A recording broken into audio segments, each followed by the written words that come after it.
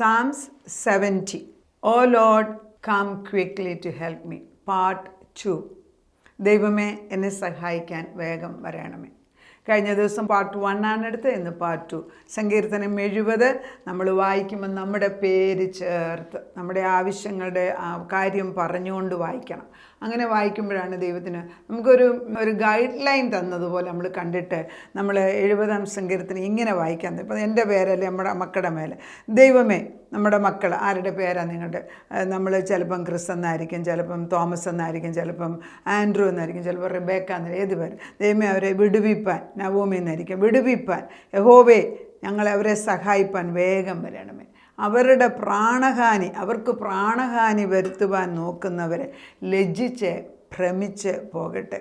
അവരുടെ അനർത്ഥത്തിൽ സന്തോഷിക്കുന്നവർ പിന്തിരിഞ്ഞ് അപമാനം ഏൽക്കട്ടെ. നന്നായി എന്ന് പറയുന്നവരുടെ നാണം നിമിത്തം പിന്തിരിഞ്ഞു പോകട്ടെ. നിന്നെ അന്വേഷിക്കുന്നവരൊക്കെ നിന്നിൽ ആനന്ദിച്ച് സന്തോഷിക്കട്ടെ. നിൻ്റെ രക്ഷ ഇച്ഛിക്കുന്നവർ ദൈവം മഹത്വമുള്ളവനെന്ന് എപ്പോഴും പറയട്ടെ. ദൈവമേ, ഞങ്ങളുടെ മക്കൾ എളിയവരും ദരിദ്രരുമാവുന്നു. ദൈവമേ, അവരുടെ അടുക്കൽ നീ വേഗം വരയണമേ. നീ തന്നെ അവരുടെ സഹായം അവരെ വിടുവിക്കുന്നതിന് ആകുന്നു. ദൈവമേ, താമസിക്കരുത്. നമ്മുടെ സ്വന്തം മക്കൾക്ക് വേണ്ടി, അല്ലെ നമുക്ക് ഇഷ്ടമുള്ള ഭർത്താക്കന്മാർക്ക് വേണ്ടി, നമ്മുടെ ഓരോ സഹോദരി സഹോദരങ്ങൾക്ക് വേണ്ടി പ്രാർത്ഥിക്കുമ്പം, അവരുടെ പേര് ചേർത്ത് നമ്മൾ പ്രാർത്ഥിക്കുമ്പം ഇത് സ്വർഗത്തിലേക്ക് ഇങ്ങനെ അധൂപകലശത്തിലേക്ക് കയറി ചെന്ന് അവിടെ ദൈവസന്നിധിയിൽ ചെല്ലുന്നതായിട്ട് മനസ്സുകൊണ്ട് കാണണം. നമ്മളൊരു പ്രാർത്ഥന അയച്ചാൽ അത് സ്വർഗത്തിൽ ചെന്ന് അതിനൊരു ഉത്തരം അയക്കാതെ ദൈവം അടങ്ങിയിരിക്കത്തില്ല. അത് നിർബന്ധമായിട്ട് നമ്മൾ വിശ്വസിക്കണം. ഈ ഓരോ സങ്കീർത്തനങ്ങൾ ഞാൻ വായിക്കുമ്പോഴും അല്ലെങ്കിൽ ഞാൻ മെസ്സേജ് പറയുമ്പോഴും one thing is very important, the trust. ആ ദൈവത്തോടുള്ള ആ വിശ്വാസം, ആ പൂർണ്ണമായ അവനോടുള്ള ഒരു സ്നേഹബന്ധം, അത് ഉറപ്പിക്കുന്നില്ല എങ്കിൽ നമ്മൾ പ്രാർത്ഥിച്ചിട്ട് ഒരു ഗുണവുമില്ല. അപ്പം ദൈവവും ഞാനുമായിട്ടുള്ള ബന്ധം അതിൻ്റെ ഇടയ്ക്ക് ഒന്നും വരരുത്. മക്കൾ വരരുത്, ഭർത്താവ് വരരുത്, പ്രശ്നം വരരുത്. പ്രശ്നം വരുമ്പോൾ ദൈവത്തിന് കൊടുത്തേച്ച് പിന്നെയും ദൈവത്തോട് ഒട്ടിയിരിക്കണം. അതിനാണ് ദിനംപ്രതി ഞാൻ വചനം അയക്കുന്നത്. ജീവിതത്തിൽ നന്മയും തിന്മയും കഷ്ടവും സങ്കടവും ദുഃഖവും എല്ലാം മാറി മറിഞ്ഞ് വന്നുകൊണ്ടിരിക്കും. പക്ഷെ ഒരിക്കലും മാറാത്ത കോൺസ്റ്റൻ്റായിട്ട് നിൽക്കുന്ന ഒരു ദൈവം എനിക്കുണ്ട്. അത് നമ്മൾ ഒരു പ്രായമാകുമ്പം, ഇപ്പം എൻ്റെയൊക്കെ മക്കൾ നല്ല പ്രായമായിട്ടുണ്ട്. അവർ ഈ സമയത്തും ആത്മാവിലായതിനാൽ അവർ ഇടയ്ക്കിടയ്ക്ക് വിളിച്ച് ചോദിക്കും, എന്തെങ്കിലും അത്യാവശ്യം മമ്മി പ്രാർത്ഥിക്കാം. അപ്പോൾ നമ്മളൊരു കളക്റ്റീവായിട്ട് ഗ്രൂപ്പായിട്ട് പ്രാർത്ഥിക്കും. അപ്പോൾ ഈ 70-ാം സങ്കീർത്തനം ഞാൻ എൻ്റെ കുടുംബത്തിന് വേണ്ടി എടുത്ത് പ്രാർത്ഥിച്ചിട്ട് വലിയ അതിശയം കണ്ട ഒരു അധ്യായമാണ്, ഒരു സങ്കീർത്തനമാണ് ഞാൻ ഈ പറഞ്ഞിരുന്നത്. നിങ്ങളുടെ ജീവിതത്തിൽ ഇതുകൊണ്ട് പ്രയോജനം ഉണ്ടാകും, നിശ്ചയമാണ്. അപ്പോൾ 1-ാം പോയിന്റ് ഞാൻ പറഞ്ഞത്, ദാവീദ് ദൈവത്തോടെ എപ്പോഴും ആലോചന ചോദിച്ചിട്ടാണ് കാര്യങ്ങൾ ചെയ്യുന്നത്. ദാവീദ് കെയില എന്ന് പറഞ്ഞ രാജ്യത്തേക്ക് ഫെലിസ്ത്യർ വന്ന് ഉപദ്രവിച്ചപ്പോൾ, അവിടെ യുദ്ധം ചെയ്തവരെ നശിപ്പിച്ച് ഇത് തുടങ്ങിയപ്പോൾ ദൈവത്തോട് ദാവീദ് 2 പ്രാവശ്യം ആലോചന ചോദിച്ചു. ദൈവം പറഞ്ഞു, പോയി അവരെ തോൽപ്പിക്കാൻ പറഞ്ഞു. അങ്ങനെ ദാവീദ് തോൽപ്പിച്ച് ജയമെടുത്തതാണ് കഴിഞ്ഞ ദിവസത്തെ പോയിന്റ് പറഞ്ഞത്. 2-ാമത്തെ അധ്യായത്തിലേക്ക് അടുത്ത പാരഗ്രാഫിലോടും, അഹിമേലേക്കിൻ്റെ മകനായ അബ്യാഥാർ കെയിലിയൽ ദാവീദിൻ്റെ അടുക്കൽ ഓടി വന്നപ്പോൾ കൈവശം എഫോദ് കൂടെ കൊണ്ടുവന്നിരുന്നു. ദാവീദ് കെയിലയിൽ വന്നിരിക്കുന്നെന്ന് ശൗലിനെ അറിവിട്ടി ശൗൽ അവരുടെ പുറകെ വരികയാണ്. അപ്പം വീണ്ടും ഇവിടെ അഹിമേലേക്ക് എന്ന് പറയുന്നതിൻ്റെ അബ്യാഥാർ, ഇവിടെ എൻ്റെ തൊട്ട പുറകിലുള്ള അധ്യായത്തിൽ 23 നമ്മൾ അഹിമേലേക്ക് പുരോഹിതനാണ്. ഈ അഹിമേലേക്ക് പുരോഹിതനായിരിക്കും. ഇതിന് തൊട്ടുപുറകിൽ 22, 21 അധ്യായങ്ങൾ നമ്മൾ 1 സാമുവേൽ വായിക്കുമ്പോൾ മനസ്സിലാക്കും. ദാവീദ് ശൗലിൽ നിന്ന് ഓടിപ്പോയിട്ട് ഈ പ്രവാചകൻ്റെ അടുക്കൽ അല്ലെ പുരോഹിതൻ്റെ അടുക്കൽ വരുന്നുണ്ട്. അവിടെ വല്ല ഭക്ഷണമുണ്ടോ കഴിക്കാനെന്ന് ചോദിക്കും. പുരോഹിതൻ പറഞ്ഞു, ഇവിടെ ഭക്ഷണമൊന്നും ഇല്ല, പക്ഷേ നമ്മൾ കാഴ്ചയപ്പം വെക്കുന്നത് കഴിഞ്ഞ ദിവസത്തെ ഇരിപ്പുണ്ട്, അത് വിശുദ്ധരാണെങ്കിൽ, അതായത് മലിനമല്ലെങ്കിൽ തരാം. അപ്പോൾ ദാവീദ് പറഞ്ഞു, ഞങ്ങൾ കാട്ടിൽ നിന്ന് കൂടെ നടക്കണം, നമ്മുടെ കൂടെ ആരുമില്ല, ഒന്നുമില്ല, നമ്മൾ തന്നെ ഈ കാട്ടിൽ നടക്കുന്നത്, അതുകൊണ്ട് നമ്മൾ വിശുദ്ധർ തന്നെയാണ്, ഒരു തരത്തിലുള്ള പാപം ചെയ്തിട്ടില്ല എന്ന് പറയുമ്പം ഈ പുരോഹിതൻ ഈ അപ്പം എടുത്തു കൊടുക്കുന്നു. കൂടെ വാള് വല്ലതും ഉണ്ടോയെന്ന് ചോദിച്ചപ്പം ഗോലിയാത്തിനെ കൊന്ന, അതായത് ഗോലിയാത്തിൻ്റെ തന്നെ വാളാണ്, ആ വാളെടുത്ത് കൊടുക്കുന്നു. ഇതെല്ലാം ശൗൽ എങ്ങനെയോ അറിഞ്ഞിട്ട് ശൗൽ ഇവിടെ വന്നിട്ട് ഈ പ്രവാചകന്മാരുടെ അല്ലെങ്കിൽ പുരോഹിതന്മാരുടെ മുമ്പിൽ അവരെ വിളിപ്പിച്ചിട്ട് വളരെ ദേഷ്യമായിട്ട് ശൗൽ സംസാരിക്കുന്ന ഒരു ഭാഗമുണ്ട്. ആ ഭാഗം വായിക്കും. ഈ രാജാവ് ദേഷ്യപ്പെടുകയാണ്, എന്തിനാണ് നീ ദാവീദിനെ സഹായിച്ചത്? അഹീതൂബിൻ്റെ മകനെ കേൾക്ക എന്ന് കൽപ്പിച്ചു. തിരുമേനി അടിയൻ എന്ന് അവൻ ഉത്തരം പറഞ്ഞു.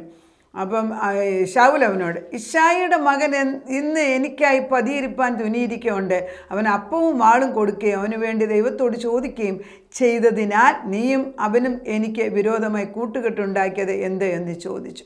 അഹിമേലേക്ക് രാജാവിനൊപ്പം അവിടെ നിർത്തുകയാണ്. അപ്പോൾ ഈ ശൗൽ വന്ന് ചോദിക്കുന്നു, എനിക്കെതിരായിട്ട് ഓടി നടക്കുന്ന ദാവീദിനെ നീ എന്തിനാ സഹായിച്ചെന്ന്. എന്താണ്?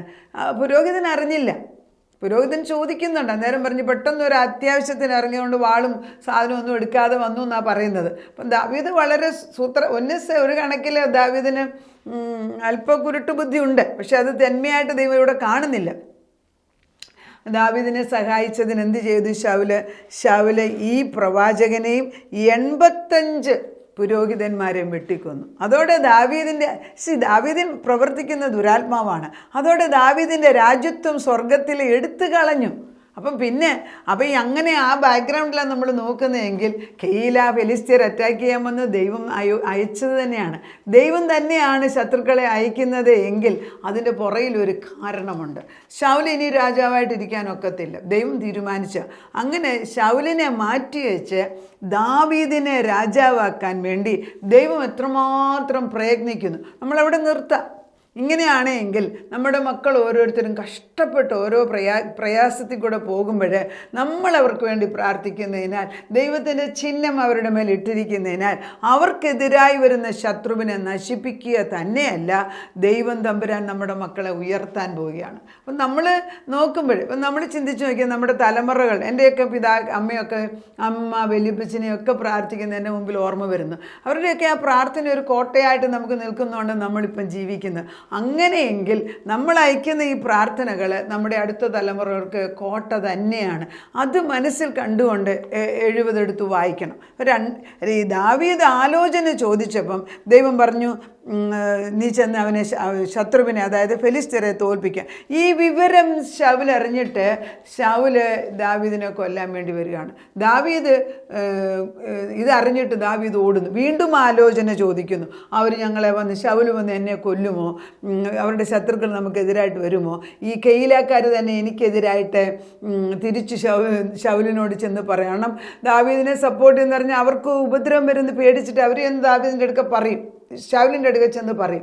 അപ്പം നാച്ചുറലായിട്ടുള്ളതൊക്കെ സംഭവിക്കുന്നു. പിന്നെ ദൈവം പറഞ്ഞു അവരത് പറയും, തീർത്തും പറയും. പക്ഷെ നീ രക്ഷപ്പെടാൻ ഓടിക്കോളാൻ പറയും.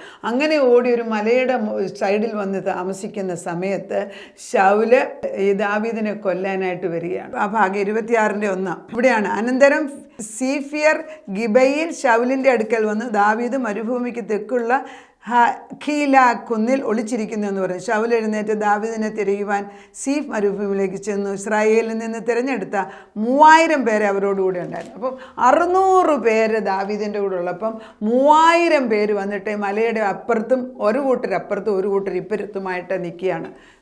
ചിന്തിച്ച് നോക്കിയേ, ശത്രു ഇപ്പം വന്ന് ദാവീദിനെ കൊല്ലാൻ സാധ്യത. കാരണം 3000 പേര് 600 പേർക്ക് ഒന്നുമില്ല മാച്ച് ചെയ്യാൻ. അപ്പം ദാവീദ് വീണ്ടും ചോദിക്കുകയാണ്, എന്നാണ് ചെയ്യേണ്ടത്? ആ സമയത്താണ് ദാവീദ് ഇത് പ്രാർത്ഥിക്കുന്നത്. നമ്മളിന്ന് ചിന്തിച്ച് നോക്കി, ആ വേദനയുടെ, അതായത് ശത്രു ഇപ്പം എന്നെ കൊല്ലും. അപ്പോൾ ദാവീദ് പറയുന്നുണ്ട്, എന്നെ ഒരു പെരുഞ്ചാഴിയെപ്പോലെ, ഞാൻ ഒന്നുമില്ലാത്തവനാണ്, കാരണം ഇപ്പം എൻ്റെ തല വെട്ടും എന്നുള്ളത് ഉറപ്പായപ്പം ദാവീദ് വളരെ താണ് വീണ് ദൈവത്തോട് നിലവിളിക്കുക. അതുകൊണ്ട് ദാവീദിൻ്റെ പദവി ദാവീദ് മറന്നെന്നല്ല, ആ സിറ്റുവേഷനിൽ ദാവീദ് ഒന്നുമില്ലാത്തവൻ്റെ ഒരു സ്റ്റേജാണ്. നമുക്കും ചില കണ്ടീഷൻസിൽ, ചില സ്ഥലങ്ങളിൽ നമുക്കിതുപോലെ അവസ്ഥ വരുമ്പം താഴ്മ ധരിക്കുക ദൈവത്തിൻ്റെ നാമത്തിൽ. ദൈവം നമ്മുടെ മക്കൾക്ക് വേണ്ടിയായിരിക്കാം, ഭർത്താവിന് വേണ്ടിയായിരിക്കും, മറ്റുള്ളവർക്ക് ഇടിവിൽ നിന്ന് പ്രാർത്ഥിക്കുമ്പോൾ താഴ്മ ധരിച്ചുകൊണ്ട് ദൈവമേ എല്ലാം മാറ്റി വെച്ചിട്ട്. അതുകൊണ്ടാണ് ഈ രട്ടുടുക്കുക എന്നൊക്കെ പറയുന്നതിൻ്റെ അർത്ഥം എന്താണെന്ന് ചോദിച്ചാൽ, രാജാവ് പോലും രട്ടുടുത്തായിട്ട് യോനയുടെ ബുക്കിനകത്ത് വായിക്കുന്നു. കാരണം എന്താ? പ്രശ്നം മുൻപിൽ വലുതായിട്ട് നിൽക്കുമ്പോൾ രാജകീയ പദവിയൊന്നും അന്നേരം ആലോചിക്കാതെ എല്ലാം ഉരിഞ്ഞു വെച്ച് ദൈവസന്നിധിയിൽ അങ്ങനെ കടന്നു വരുമ്പോൾ ദൈവം ഉത്തരം കൊടുക്കും. അന്നേരമാണ് ദാവീദ് കരയുന്നത്, അയ്യോ എനിക്ക് പ്രാണഹാനി വരുത്തുവാൻ നോക്കുന്നവർ ലജ്ജിച്ച് ഭ്രമിച്ചു പോകട്ടെ, എൻ്റെ അനർത്ഥത്തിൽ സന്തോഷിക്കുന്നവർ പിന്തിരിഞ്ഞ് അപമാനം ഏൽക്കട്ടെ. നന്നായി എന്ന് പറയുന്നു തങ്ങളുടെ നാണനിമിത്തം പിന്തിരിഞ്ഞും പോകട്ടെ. ഇവിടെയും ദാവീദ് കൊല്ലാനല്ല പറയുന്നത്, അവരെ തിരിച്ചുവിട്, ലജ്ജയാക്കി മറിഞ്ഞുവിട്. അവിടെയൊക്കെ ഒരു പുരോഹിതൻ, ഒരു അഭിഷിക്തനെ ഉപദ്രവിക്കാതെ എങ്ങനെയെങ്കിലും ഈ പ്രശ്നം പരിഹരിച്ചു തരണമെന്നാണ് ദാവീദ് ചോദിക്കുന്നത്. എക്കത്തിനൊരു പ്രൊപ്പോർഷനേറ്റ് ആയിട്ട്. ഇപ്പം നമ്മൾ ഒരാളെ അടിച്ചു, അവനെ ഉടനെ തിരിച്ച് വെട്ടിക്കൊല്ലുകയല്ല, ഒരു തിരിച്ചൊരടി കൊടുത്തു, ദാറ്റ് ഈസ് പ്രൊപ്പോർഷനേറ്റ്. പക്ഷേ നമ്മുടെ ഒരു മക്കളെ ആരെങ്കിലും വന്ന് ഉപദ്രവിക്കുന്നു, അവനെ തിരിച്ച് 2 അടി കൊടുത്തു, അത് വേറെ കാര്യം. പക്ഷെ അവരെ കൊല്ലാൻ നമുക്ക് അവകാശമില്ല. അപ്പം നമ്മളൊക്കത്തിനും ഒരു പ്രൊപ്പോർഷനായിട്ട് നോക്കണം, എങ്ങനെയാണ് തുലനം ചെയ്തിട്ട് വേണം ചെയ്യാൻ. നമ്മുടെ ബുദ്ധി ബാലൻസ്ഡ് ആയിട്ട് നിൽക്കണമെങ്കിൽ പരിശുദ്ധാത്മാ വരണം. ഒരു കുറ്റം ചെയ്തെങ്കിൽ ശിക്ഷ അർഹിക്കുന്നവന് ആവശ്യമുള്ള ശിക്ഷ കൊടുക്കണം. പക്ഷേ ശിക്ഷ അർഹിക്കുന്നതിന് ഉപരിയായിട്ടാണ് നീ കൊടുക്കുന്നതെങ്കിൽ അത് നമുക്ക് തിരിച്ചടിയായിട്ട് വരും. അപ്പോൾ ഇതെല്ലാം നമ്മൾ ചിന്തിക്കേണ്ട കാരണം ഈ കാലങ്ങളിലൊക്കെ ഈ പ്രോപ്പർട്ടിയുടെ കാര്യങ്ങൾ, വസ്തുവകളിൽ ഈ അതിരിന് വേണ്ടി വഴക്കുണ്ടാക്കുന്നവർ, ചില കാര്യങ്ങൾ പറഞ്ഞിട്ട് സ്ഥലങ്ങളെടുത്തവരെ തിരിച്ചെടുക്കാൻ ചെല്ലും, അവരെയൊക്കെ കൊന്നേച്ചെടുക്കുന്നത് ദൈവത്തിന് ഇഷ്ടമല്ല. There are so many other means, പലതരത്തിൽ ഇത് ചെയ്തെടുക്കാൻ സാധിക്കും. ദാവീദ് എങ്ങനെയാണ് പ്രാർത്ഥിച്ചു ഒന്നും കൂടെ ഒന്ന് ശ്രദ്ധിച്ച് നോക്കിയേ. ഈ സങ്കീർത്തനം 70 നിങ്ങൾ എടുത്തു വായിക്കണം. ഞാനിതിനകത്ത് മർമ്മം പറഞ്ഞു തരുമ്പോൾ നമ്മുടെ കുടുംബങ്ങൾക്ക് വിടുതലാണെന്ന് പറഞ്ഞ് പ്രാർത്ഥിച്ചാൽ അച്ചട്ടായിട്ട് ഇതിന് ഉത്തരം തരും. കർത്താവ് തന്നിരിക്കുന്നു. എനിക്ക്, അതായത് ദാവീദിനെ കൊല്ലാൻ പോയി, എനിക്ക് പ്രാണഹാനി വരുത്തുവാൻ നോക്കുന്നവർ ലജ്ജിച്ച് ഭ്രമിച്ചു പോകട്ടെ. കൊല്ലാൻ പറഞ്ഞില്ല അവിടെ. 2, എൻ്റെ അനർത്ഥത്തിൽ സന്തോഷിക്കുന്നവർ പിന്തിരിഞ്ഞ് അപമാനം ഏൽക്കട്ടെ. അതെല്ലാം എത്രയാണ് ഇത് വ്യക്തിപരമായിട്ട് അവരെ അപമാനമാക്കി പറഞ്ഞു വിടുക, എന്നാലും അവരെ കൊല്ലാൻ പറയുന്നില്ല. നന്നായി എന്ന് പറയുന്നവർ തങ്ങളുടെ നാണം നിമിത്തം പിന്തിരിഞ്ഞ് പോകട്ടെ. അവരെ നാണം കെടുത്തി തിരിച്ചുവിടണം. അത് ഈ ഏലീശ പ്രവാചൻ്റെ കാലത്ത് ശത്രുക്കൾ വന്ന് വള്ളം വെക്കുമ്പോൾ അവരെ ഗേഹസി പറയുന്നു, അയ്യോ നമ്മളിപ്പം മരിച്ചു പോകും. അപ്പം ഏലീശ പ്രവാചകൻ പ്രാർത്ഥിക്കുകയാണ്, ഇവൻ്റെ കണ്ണൊന്ന് തുറക്കണമെന്ന്. ഞാനത് തന്നെയാണ് പ്രാർത്ഥിക്കുന്നത്. എൻ്റെ ഞാൻ ഈ പറയുന്ന വചനം കേൾക്കുമ്പോൾ ആത്മാവിൻ്റെ കണ്ണ് തുറന്നിട്ട് നമുക്ക് ചുറ്റും അഗ്നിരഥങ്ങൾ നിൽക്കുന്നത് കണ്ടാൽ പിന്നെ എന്തിനാണ് ഭയപ്പെടുന്നത്? ഞാൻ ഇപ്പം തന്നെ ഈ പറയുന്ന 70 എടുക്കുമ്പം തന്നെ എൻ്റെ മകള് ഫ്ലോറിഡയിലാണ് താമസിക്കുന്നത്. അവിടെ ഹരിക്കെയിനാണെന്ന് പറഞ്ഞു. അവിടെ ഹരിക്കെയിനാണ്, പ്രശ്നമാണ്, ഇവാക്യുവേഷൻ ചെയ്യണം. ഫ്ലോറിഡ ഈസ് എ പ്ലേസ് എപ്പോഴും ഹരിക്കെയിൻ വരുന്ന സ്ഥലമാണ്. പക്ഷെ ഞാൻ തിരിച്ചു പറഞ്ഞു, ദൈവം അവിടെ ഉണ്ടെങ്കിൽ എന്ത് ഹരിക്കെയിന്? ദൈവത്തിൻ്റെ ചിറകിൻ്റെ കീഴിൽ സൂക്ഷിക്കാൻ കഴിവുള്ള ഒരു ദൈവമുണ്ട്. ആ ഉറപ്പ് കൊടുക്കുമ്പോൾ അവർക്കൊരു ബലമാണ്. ശരിയാണ്, അവർക്ക് ഇവാക്യുവേറ്റ് ചെയ്യണം, കാരണം ഗവൺമെൻറ് ഓർഡറാണ്. പക്ഷെ നമ്മൾ മാറുമ്പോഴും നമ്മുടെ സ്ഥലങ്ങളും വസ്തുവകളും ഒക്കെ പ്രൊട്ടക്റ്റ് ചെയ്യാൻ കഴിവുള്ള ഒരു ദൈവത്തിന് മുമ്പിൽ ദൈവമേ സഹായിക്കണമേ, വിടുവിക്കണമേ, താമസിക്കരുത് എന്നൊന്ന് പ്രാർത്ഥിച്ചു കഴിയുമ്പോൾ, നമ്മളിപ്പോൾ ഫ്ലോറിഡയിലൊന്നും പോയില്ല, അമേരിക്കയിൽ പോയില്ല, ഇവിടെ ഇരുന്ന് പറഞ്ഞു കൊടുത്തു, അവിടെ പ്രവർത്തിച്ച ദൈവം അവിടെ പ്രവർത്തിക്കുകയാണ്. അപ്പോൾ നമ്മൾ ഈ സങ്കീർത്തനം 70 എടുത്തിട്ട് ദാവീദ് പറഞ്ഞതുപോലെ തന്നെ നമ്മൾ പറയുമ്പം നമ്മുടെ ഈ സ്ഥിതിയിൽ, നമ്മുടെ ഈ സാഹചര്യത്തിൽ അവൻ ഉത്തരം തന്നു കഴിഞ്ഞിരിക്കുന്നു. അങ്ങനെ വെച്ചിട്ട് 70 എടുത്ത് വായിച്ചു നോക്ക്. 2ാം പ്രാവശ്യം പാർട്ട് 2 ആണ്. അടുത്ത ദിവസം എൻ്റെ ബാക്കിയും കൂടെ പറയാൻ ആഗ്രഹിക്കുന്നു. നമുക്ക് പ്രാർത്ഥിക്കാം. ദാവീദ് നിന്നോട് ആലോചന ചോദിച്ചു, 4 പ്രാവശ്യം ആലോചന ചോദിച്ചു. ഓരോ പ്രാവശ്യവും തടസ്സം വരുമ്പോഴും ദൈവത്തോട് ചോദിക്കുന്നു. ഇപ്രാവശ്യം ചോദിച്ചത്, കെയിലാക്കാർ എന്നെ ശൗലിനെ ഏൽപ്പിച്ചു കൊടുക്കുമോ? ശരിയാ, കെയിലായെ സഹായിച്ചതാണ് ഞാൻ. പക്ഷെ ദൈവം പറഞ്ഞു, അവർ നിന്നെ ഉറ്റുകൊടുക്കുക തന്നെ ചെയ്യും, അവിടുന്ന് മാറിക്കോളാം. അങ്ങനെ ഒരു കൂട്ടുകാരനെ പോലെ ഞങ്ങളോടും ഞങ്ങളുടെ കുഞ്ഞുങ്ങളോടും ഭർത്താക്കന്മാരോടും ഞങ്ങളുടെ ആവശ്യങ്ങളുടെ മേലും പ്രവർത്തിക്കുന്ന ഒരു ദൈവമുണ്ട് എങ്കിൽ എന്തിനാ ഞങ്ങൾ ഇടതും വലതും നോക്കുന്നത്? നേരിട്ട് നിന്നോട് ചോദിക്കാൻ. ദാവീദ് നിന്നോട് ആലോചന ചോദിച്ചതുപോലെ ഞങ്ങൾ നിന്നോട് ആലോചന ചോദിച്ച് ഉത്തരം വാങ്ങിച്ചെടുക്കാനുള്ള കൃപ ഇന്ന് തരണമേ.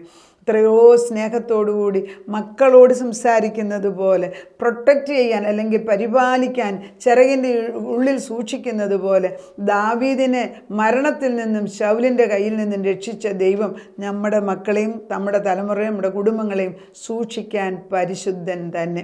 അതാ നിൻ്റെ കയ്യിലേക്ക് എല്ലാ വിഷയം ഏൽപ്പിച്ചിട്ട് ഇന്നൊന്ന് സമാധാനമായിട്ട് നിന്നിലൊന്ന് സന്തോഷിപ്പാൻ ഞങ്ങളെ പഠിപ്പിക്കണമേ. Take rest in you. ആ സാബത്ത് റെസ്റ്റ് എന്ന് പറയുന്നത് ഞങ്ങൾക്ക് തരണം കർത്താവേ. ശബദിൻ്റേതായിട്ടുള്ള അനുഗ്രഹം. കർത്താവ് പറയുന്നത് ശബദിനെ ഞാൻ അനുഗ്രഹിച്ചിരിക്കുന്നു, സ്വസ്ഥമായിരിക്കുക, അത് കഴിയുമ്പം വിശുദ്ധീകരിച്ചിരിക്കുന്നു. അങ്ങനെ ഒരു വിശുദ്ധീകരിച്ചൊരു ജീവിതത്തിലേക്ക് ഞങ്ങളെയും ഞങ്ങളുടെ തലമുറകളെയും കൊണ്ടുവന്ന് പച്ച പുൽപ്പുറത്ത് നിർത്തി എന്ന് നടത്തുന്ന ദൈവത്തിന് നന്ദിയോടെ സ്തോത്രം. പ്രശ്നങ്ങളുടെ നടുക്ക് കർത്താവെ പകൽ മേഘസ്തംഭമായിട്ടും രാത്രി അഗ്നിത്തൂണായിട്ടും ഞങ്ങളുടെ മുമ്പിൽ വന്ന് നിൽക്കുന്നതിന് നന്ദിയോടെ സ്തോത്രം ചെയ്യുന്നു. നാഥൻ ചെയ്യുന്ന ഈ നന്മകൾക്ക് ഇതൊരു ജ്ഞാപക ഒരു പുസ്തകം എഴുതത്തക്ക വിധത്തിൽ ഞങ്ങളുടെ ഹൃദയങ്ങളെ നീ തുറക്കണമേ. നാഥൻ ചെയ്തു തരുന്ന കൃപയ്ക്ക് നന്ദി പറയുന്നു. അതായത് യേശു ക്രിസ്തുവിൻ്റെ പൊന്നുനാമത്തിൽ തന്നെ. ആമേൻ.